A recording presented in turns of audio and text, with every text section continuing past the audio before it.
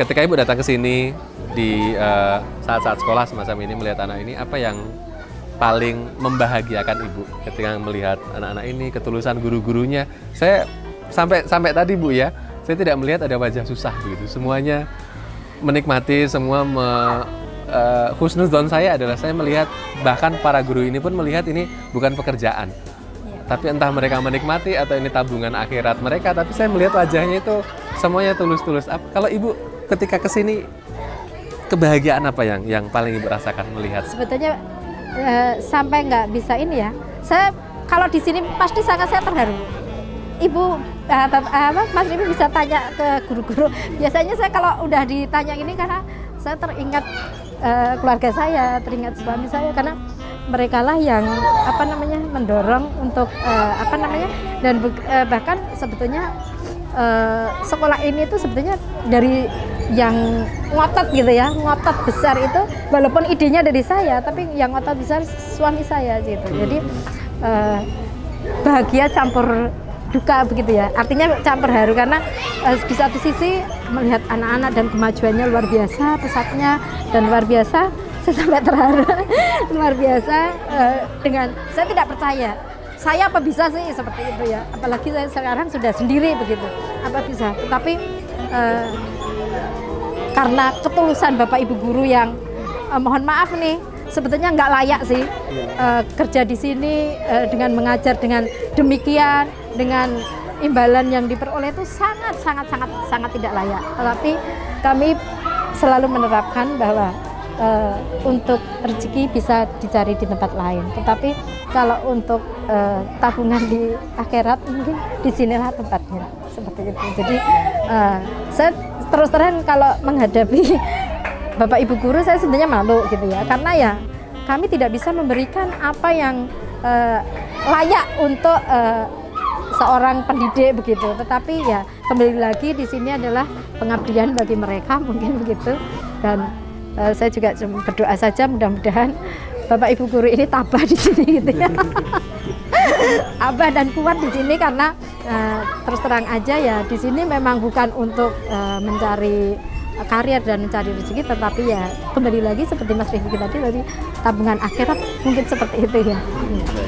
Apakah masih ada cita-cita atau keinginan yang Ibu masih ingin capai tapi entah kenapa sampai sekarang ya, masih ada kendala di sana sini? Nah, cita-cita ini sebetulnya dari awal ini sebetulnya gedung ini awalnya settingnya bukan seperti ini. Ini sudah cita-cita dari awal itu waduh tinggi banget lah gitu. Jadi ada asramanya. Jadi mereka dalam satu asrama begitu nanti bisa artinya bisa bersosialisasinya lebih intens gitu ya. Iya. Jadi karena rumahnya juga jauh-jauh, mereka harus sampaikan hari Sabtu pun mereka tetap ke sini. Iya, betul. Saya kalau Sabtu Minggu saya sering di sini, anak-anak itu walaupun nggak ada gurunya juga sampai kadang-kadang ada yang dijemput itu masih aja di sini seperti itu. Jadi mungkin keberadaan mereka di sini lebih nyaman begitu. Nah, itu cita-cita yang belum pernah belum sampai dengan saat ini belum tercapai adalah asrama tadi yang awalnya dari setting awal permulaan gedung ini dibangun adalah memang ada untuk tempat tinggal mereka begitu. Itulah ya. Mudah-mudahan nanti ke depan ada rezeki saya bisa membangun gedung yang lebih layak bagi mereka dan mungkin tempat yang lebih luas begitu. Itu cita-cita saya. Baik, Ibu Murni, sebelum penutup, saya memang sebelum Ibu nanti memberikan penutup, saya memang sengaja menyimpan pertanyaan ini tidak di awal tapi di akhir karena kami ingin menunjukkan dulu kebahagiaan siapa saja kalau hatinya terpanggil melakukan hal-hal yang seperti ini, dan itu yang didapatkan lebih dari materi. Ya mungkin dari sudut pandang orang tidak ada secara real gitu Bu ya, ada barangnya, tetapi kepuasan hati, kebahagiaan itu saya melihat terasa sekali. Pertanyaan saya Bu, kendala apa yang paling berat ketika Ibu berketetapan hati untuk membuat sekolah ini? Pasti tidak hanya cemoohan orang, tapi membangunnya penuh perjuangan. Pasti mahal sekali, bantuan dari banyak orang, mungkin ada juga dari wali murid atau murid sendiri, para guru. Yang paling berat apa, dan waktu itu bagaimana Ibu Murni memberikan resolusi atau solusi untuk menghadapi masalah itu? Barangkali ada yang bisa dibagi sehingga katakan ada yang tergerak hatinya di rumah, ingin melakukan hal yang sama atau mungkin membantu di sini, jadi mereka bisa siap-siap. Ini loh salah satu kendala yang akan dihadapi, dan waktu itu saya menghadapinya seperti ini. Apa itu? Kendalanya seperti yang dari awal tadi saya sampaikan, kayaknya gedung ini kurang layak ya bagi mereka gitu. Jadi saya punya cita-cita kalau punya duit begitu, saya akan beli lingkungan ini begitu ya, kita dirikan sebuah sekolah yang layak gitu, yang kayak sekolah-sekolah yang biasa kan. Kalau sekolah yang profit kan gedungnya bagus ya, dan fasilitasnya juga lengkap begitu ya. Kalau di sini kan seadanya, dan gedungnya ya non sewu, melihat sendiri ini kan punya rezeki sedikit ditempelkan, seperti itu. Jadi sudah tidak standar lagi untuk sekolah begitu sebetulnya. Jadi awalnya begitu. Nah, kami menghimbau ya, kalau misalnya ada yang biasanya kami donatur sih ya, donatur gitu, yang sudi mungkin tidak hanya berupa material, mungkin bisa berupa pemikiran ataupun ide-ide bagaimana sih seharusnya sekolah ini. Kami akan berterima kasih sekali, karena kendala yang saya hadapi adalah tadi tempat dan lokasi yang kurang layak lah untuk anak-anak gitu.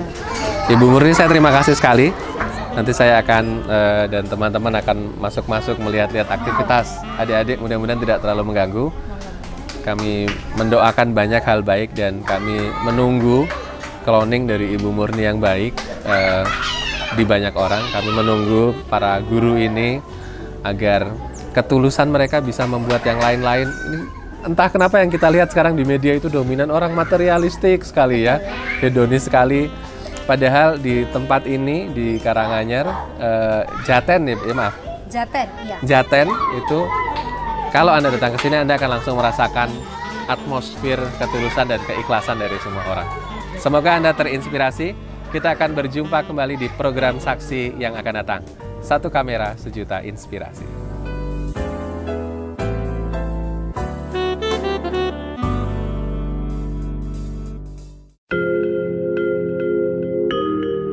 Anak muda yang di Jawa Tengah, dimanapun Anda berada, tingkatkan kualitas kehidupan Anda melalui peningkatan, saya selalu bilang, iman dan takwa, dan peningkatan pengertian terhadap ilmu pengetahuan dan teknologi. Nanti kalau sudah oke, harus ada yang bina. Dalam hal ini pemerintah daerah harus bina, karena mereka adalah masa depan.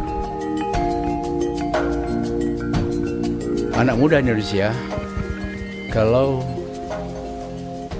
kalian memang mencintai bangsa ini, maka harus siap berkorban. Bukan sebagai orang miskin, sebagai orang kaya.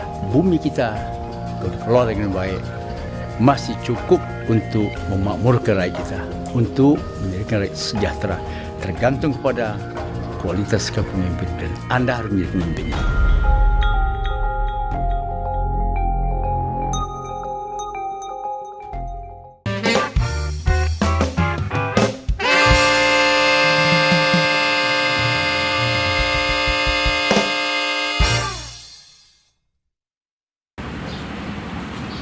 Penghormatan peserta upacara kepada pembina upacara dipimpin oleh pemimpin upacara.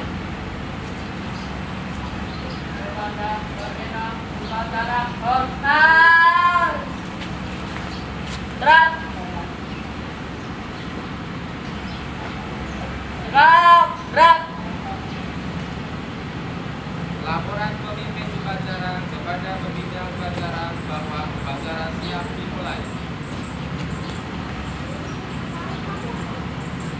Lapor upacara dari Selatan upacara bareng siap dimulai. Siap laksanakan.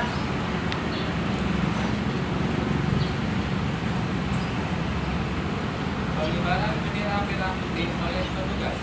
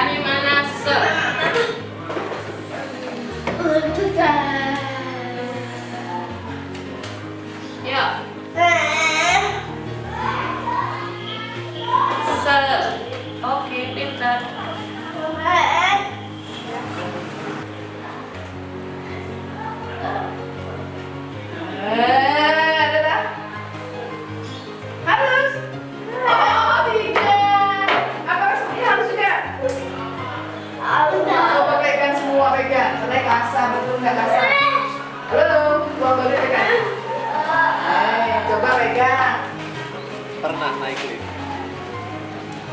Takut? Enggak berani. Di mana naik lift? Di mana kamu? Di Jakarta. Mau mewarnai pemandangan? Mau? Coba dia apa namanya? Pak Yoga apa?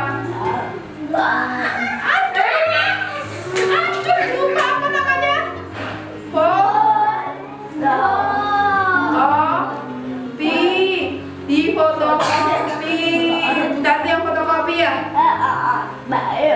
Oh, Pak Yoga. Nanti minta tolong Pak Yoga di fotokopi gambarnya.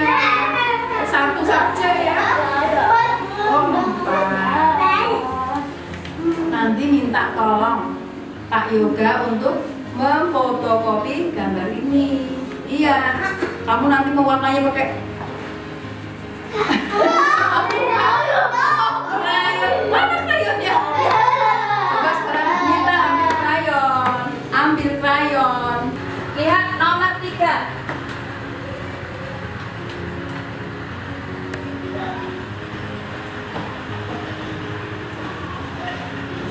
Nomor 4.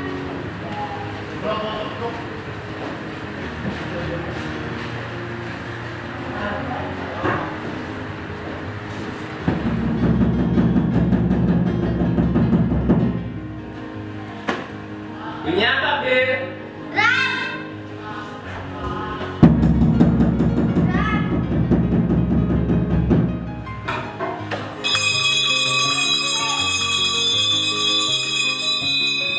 Bunyi apa, Bir?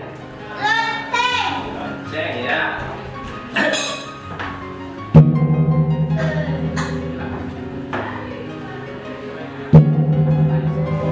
Bunyi apa? Gong ya, gong. Uangnya dibuat dari kertas. Kertas.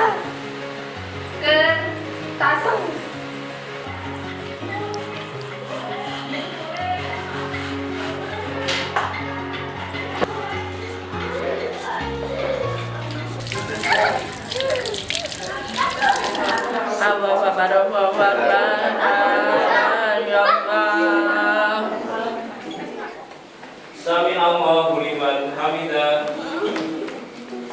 Allahu akbar.